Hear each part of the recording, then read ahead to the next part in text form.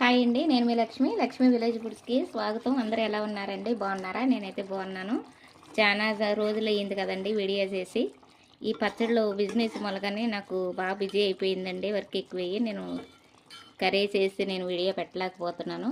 ఈరోజైతే మంచి కర్రీతోటి మళ్ళీ మళ్ళీ చేసుకునేలాగా ఉంటుందండి, అంత బాగుంటుంది. ములక్కాయ పోసపరుగులు అంటే పోసపరుగులు, ములక్కాయ పోసపరుగులు కోడిగుడ్డు కాంబినేషన్లో నేను ఈరోజు కర్రీ చేసుకుంటున్నాను. 4 గుడ్లు ఉండేయండి, 4 గుడ్లు ఉడకేసాను. మాకు శిశీంద్ర బుడ్డోళ్ళు ఉన్నారు, వాళ్ళు తినేసారు సిరుకోటి నాకంటేనని.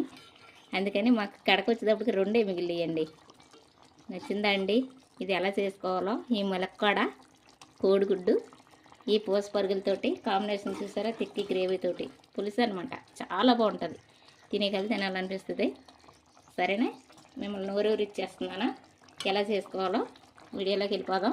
నేను చేసుకునే పద్ధతిలో మీరు చూపించేస్తాను.